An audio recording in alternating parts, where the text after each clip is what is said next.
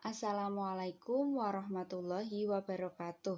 Selamat berjumpa kembali di pembelajaran IPA. Untuk minggu ini kita masih belajar mengenai gerak benda dan makhluk hidup di lingkungan sekitar. Sebelum memulai pembelajaran, Ibu mengingatkan kalian untuk selalu menaati 6M. Memakai masker, mencuci tangan dengan sabun di air mengalir, menjaga jarak fisik minimal 1 meter, membatasi mobilitas atau bepergian, menghindari keramaian atau kerumunan, dan menghindari makan bersama. Sebelum memulai pembelajaran, izinkan Ibu perkenalan diri terlebih dahulu. Nama Ibu Fatma Nur Khalifah, alamatnya di Sawangargo Salaman. Di SMP IT Ar-Rahman ini Ibu mengampu matematika kelas 8AB dan IPA 8CD. Ya, kembali lagi ke materi. Minggu ini kita masih belajar mengenai gerak benda dan makhluk hidup di lingkungan sekitar, khususnya di sistem gerak manusia. Untuk minggu kemarin kita telah belajar mengenai konsep gerak, sehingga minggu ini kita masuk submateri baru yaitu sistem gerak manusia. Pada submateri sistem gerak manusia terbagi menjadi 5 poin. Yang pertama rangka, kemudian sendi, otot, gangguan dan kelainan sistem gerak manusia, serta upaya pencegahannya. Untuk minggu ini kita akan belajar mengenai rangka. Anak-anak, apakah kalian sudah mengetahui apa itu rangka? Nah, rangka itu seperti yang berjoget di samping itu ya. Rangka merupakan suatu susunan tulang yang membentuk tubuh manusia, sehingga kita bisa tegak seperti saat ini karena ada rangka. Coba kita bayangkan apabila kita tidak mempunyai rangka, mesti kita lemes kayak siput karena tidak memiliki rangka atau penopang tubuh. Selanjutnya kita mempelajari fungsi rangka. Fungsi rangka yang pertama yaitu memberi bentuk pada tubuh dan menopang tubuh kita. Artinya apa memberi bentuk pada tubuh? Misalnya kita memiliki pundak. Pundak membuat kita terlihat bidang. Nah, itu fungsi rangka. Fungsi rangka adalah memberi bentuk tubuh pada kita. Misalnya, kepala kita bentuknya seperti ini karena ada tulangnya. Andaikan saja hanya berbentuk otak dan kulit, bagaimana bentuknya? Tidak beraturan seperti sekarang ini. Fungsi kedua, menopang tubuh kita. Andaikan saja kita hanya berbentuk gumpalan daging, tidak ada rangkanya, maka kita tidak dapat berdiri tegak seperti saat ini. Untuk fungsi yang kedua, melindungi organ dalam. Misalnya, untuk tulang tengkorak itu melindungi otak. Kemudian tulang rusuk melindungi paru-paru, jantung, dan lain-lain. Yang ketiga, tempat menempelnya otot. Jadi, otot-otot yang berada di tubuh kita itu menempel di rangka atau tulang. Keempat, sebagai alat gerak pasif. Alat gerak terbagi menjadi 2, aktif dan pasif. Yang bergerak aktif menggerakkan tubuh kita adalah otot, sedangkan tulang merupakan alat gerak pasif. Selanjutnya, pada tulang tertentu seperti tulang paha itu berfungsi sebagai tempat pembentukan sel darah. Nah, ini semua adalah fungsi dari rangka tubuh kita. Selanjutnya, kita mempelajari mengenai struktur tulang. Struktur tulang terdiri dari yang pertama, paling luar ada periosteum. Kemudian, di dalamnya terdiri dari tulang kompak, tulang spons, sumsum tulang putih, dan pembuluh darah. Selanjutnya, kita mempelajari mengenai struktur tulang. Untuk struktur tulang, Yang pertama, bagian terluarnya adalah periosteum. Dilihat ya, periosteum adalah bagian terluar. Kemudian di bagian dalamnya terdiri atas tulang kompak, tulang spons, pembuluh darah, dan sumsum putih tulang. Bagian pertama yang akan kita bahas adalah periosteum, bagian terluar dari tulang. Apa itu periosteum? Merupakan membran yang berfungsi menutupi permukaan tulang. Karena ini terluar berfungsi untuk menutupi permukaan tulang. Selanjutnya berperan dalam perbaikan tulang. Nah, membran ini atau bagian ini itu juga berfungsi dalam perbaikan tulang. Pembuluh darah kecil, di sini ada pembuluh darah, berfungsi membawa zat makanan ke dalam tulang, sehingga dalam tulang tetap dialiri darah karena ada pembuluh darah. Fungsinya apa? Membawa zat makanan ke dalam tulang. Bagian selanjutnya merupakan tulang kompak. Tulang kompak ini disebut juga dengan tulang keras. Kenapa begitu? Karena terdiri dari zat kapur dan fosfor yang membuat tulang kita menjadi keras. Sehingga kita dianjurkan untuk makan yang mengandung zat kapur dan fosfor agar tulang kita menjadi keras. Bagian selanjutnya di tulang kompak ini terdiri dari serabut elastis. Fungsinya untuk mempertahankan tulang agar tetap kuat dan tidak mudah rapuh atau patah. Sehingga tulang kompak ini bersifat tulang keras. Disebut juga tulang keras karena terdiri dari zat kapur dan fosfor serta serabut elastis. Selanjutnya kita membahas mengenai tulang spons. Dapat kita lihat pada gambar tulang spons berada di bagian paling atas itu ya. Tulang spons dalam tulang pipa terdapat di daerah ujung tulang. Ini di ujung ya. Kemudian tulang spons kurang kompak, artinya kurang keras. Tidak seperti tulang kompak tadi. Dan mempunyai banyak ruang kecil terbuka, membuat tulang menjadi ringan. Nah, dapat kita lihat bahwa tulang spons ini mempunyai lubang-lubang kecil atau ruang kecil, sehingga tulang spons itu ringan. Struktur tulang yang keempat adalah sumsum tulang. Sumsum tulang terdiri atas sumsum merah dan sumsum kuning atau sumsum putih.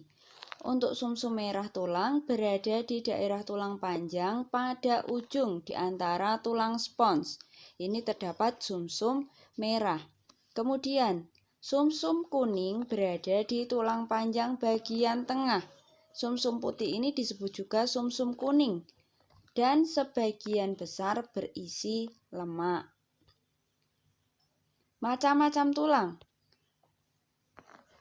Rangka kita terdiri dari berbagai macam tulang. Yang pertama disebut tulang panjang karena bentuknya panjang.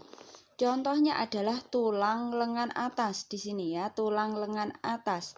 Ini adalah contoh dari tulang panjang. Kemudian yang kedua, tulang pipih yang bentuknya pipih. Di mana ini? Tulang dada. Tulang dada itu di sini. Di tengah-tengah tulang rusuk ini adalah tulang dada, bentuknya pipih. Kemudian tulang tidak beraturan, bentuknya tidak beraturan. Contohnya di tulang punggung. Tulang punggung adalah tulang tidak beraturan. Kemudian tulang pendek karena bentuknya pendek-pendek, yaitu tulang ruas jari kaki, tulang ruas jari tangan. Itu adalah macam-macam tulang. Diingat lagi ada tulang panjang, tulang pipih, tulang tidak beraturan, dan tulang pendek. Selanjutnya kita membahas mengenai tulang penyusun rangka. Jadi rangka tubuh kita ini tersusun atas tulang tengkorak, tulang anggota badan, dan tulang anggota gerak. Diingat lagi 3 tulang penyusun rangka. Yang pertama tulang tengkorak, tulang anggota badan, dan tulang anggota gerak. Tulang tengkorak yang pertama. Ini bentuk tengkorak manusia. Bagian-bagiannya adalah yang pertama, di atas ini terdapat tulang dahi. Kemudian, di bagian yang sering kita tekan ketika pusing adalah tulang baji. Di bagian lekuk mata ada tulang air mata. Yang di sini adalah tulang hidung. Di pipi kita terdapat tulang pipi. Di gigi paling atas disebut tulang rahang atas. Kemudian di sini di bagian bawah terdapat tulang rahang bawah. Di bagian belakang kepala terdapat tulang kepala belakang. Di atas telinga ada tulang pelipis, dan yang terakhir di bagian paling atas ada tulang ubun-ubun. Kita lanjutkan ke tulang anggota badan. Anggota badan kita terdiri atas tulang belakang, tulang rusuk dan tulang dada, tulang gelang bahu, dan tulang gelang panggul.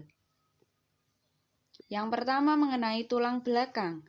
Tulang belakang kita terdiri atas 7 ruas tulang leher, 12 ruas tulang punggung, 5 ruas tulang pinggang, 5 ruas tulang kelangkang, 4 ruas tulang ekor. Atau kita bisa singkat 7, 12, 5, 5, 4. 7 ruas tulang leher, 12 ruas tulang punggung, 5 ruas tulang pinggang, 5 ruas tulang kelangkang, dan 4 ruas tulang ekor. Selanjutnya mengenai tulang rusuk dan tulang dada. Ini gambar tulang rusuk dan tulang dada.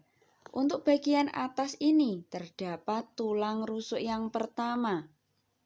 Kemudian yang berada di tengah ini adalah tulang dada. Tulang dada terdiri atas tulang dada hulu bagian atasnya, tulang dada badan di bagian tengah, dan tulang dada taju pedang yang bentuknya segitiga ini, mirip pedang. Kemudian tulang rusuk. Terdapat tulang rusuk sejati yang menempel pada tulang dada, ini namanya tulang rusuk sejati. Kemudian 3 ruas tulang palsu. Tulang palsu merupakan tulang yang mendompleng di tulang sejati, tulang rusuk sejati, sehingga dikatakan palsu karena dia tidak menempel pada tulang dada. Dan 2 ruas tulang melayang, ini tulang rusuk melayang, karena hanya melayang saja. Selanjutnya kita membahas mengenai tulang bahu. Terdiri atas 3 tulang, yaitu tulang selangka di bagian atas, tulang belikat atau yang kita sebut dengan entong-entong, dan tulang lengan. Ini bagian tangan atas adalah tulang lengan. Diingat lagi, tulang selangka, tulang belikat, dan tulang lengan. Selanjutnya mengenai tulang gelang panggul. Terdiri atas tulang usus, tulang duduk, dan tulang kemaluan. Di bagian atas ada tulang usus. Di bagian bawah ada tulang duduk.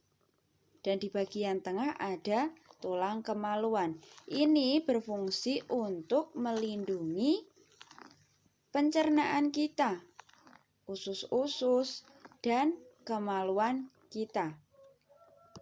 Selanjutnya mengenai tulang gelang panggul. Terdiri atas tulang usus, tulang duduk, dan tulang kemaluan.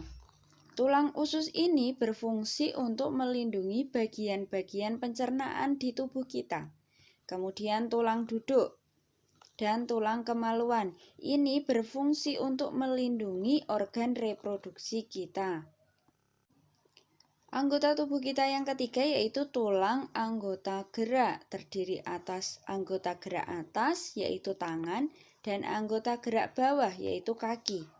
Untuk bagian pada tulang anggota gerak atas atau di tangan, terdiri atas tulang lengan atas yang bentuknya panjang, tulang hasta dan tulang pengumpil, tulang pergelangan tangan, dan tulang jari tangan atau ruas jari.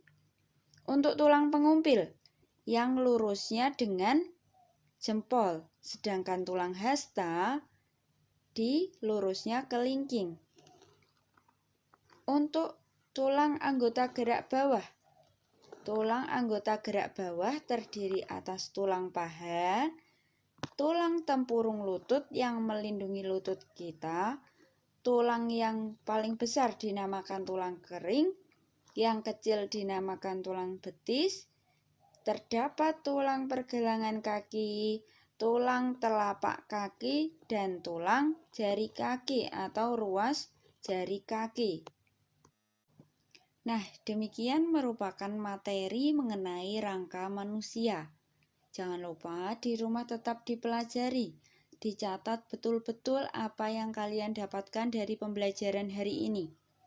Semoga pembelajaran hari ini bermanfaat ya anak-anak. Sampai ketemu lagi pada pembelajaran IPA selanjutnya. Terima kasih. Wassalamualaikum warahmatullahi wabarakatuh.